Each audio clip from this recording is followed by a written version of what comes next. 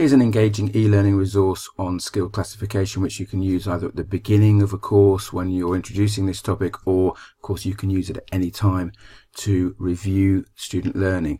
The way that I've set this up is that there are a series of tables you can see here, and the continua on the left hand side. And the idea is that the students have to drag the particular topic there, or concept, the word text box, to the correct destination. So in this case, I might put that there. What you'll find, and it's explained as well within the body of the resource, is that for each table, one of the text boxes is fixed, i.e. you can't move it. So I'm trying to move that now. That's fixed, and that gives a starting point and a clue and an aid to the students to understand exactly how this can be completed. So dribbling in football, it might be a closed skill, it might be an open skill. We can drag these across, so you get names of skills, you get descriptions, and you get your examples. So you get a description here, you get another example there, and then a description. So this is incorrect, but let's assume that I don't know that. So then I I click submit, and it tells me that I get the feedback it's incorrect, so I can try again. So closed skill is affected by the changing operating environment, dribbling.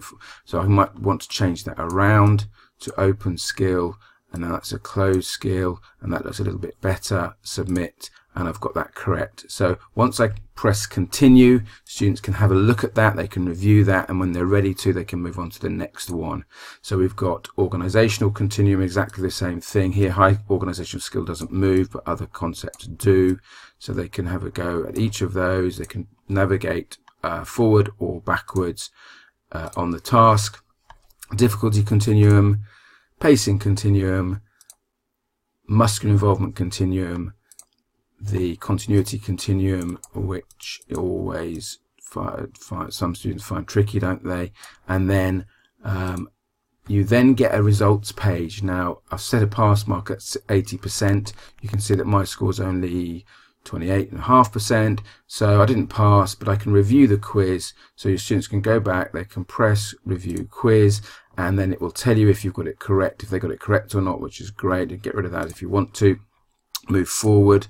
Didn't get that correct because of course I didn't complete it in this example, and so they get some feedback as well, which is of course really useful. Now last little one, the next page, they've got an opportunity to show their understanding in terms of practical examples, and there's a descriptor here. If I turn the volume up, I've actually explained to the students what they need to do, and it's simply that for each of these tasks or these activities they need to drag either to the one end of the continuum or the other. So in this case, a golf putt, fine, skill, rugby tackle, gross, self-paced or externally paced rugby tackle, I'll put it there, golf putt, I'll put for self-paced, etc. And then do that, and then let's see what happens if I do that. Submit. I've got it wrong, so try again. So maybe I need to change that around. It's just a simple way of showing their understanding and confirming that they have a good solid grasp of this concept. This, I hope you'll find, is a really, really useful resource. You can distribute this via email or put it on your learning management system. I use Shobi as a way of distributing this to my students. I hope that you'll find this really useful, certainly useful for my students and their learning.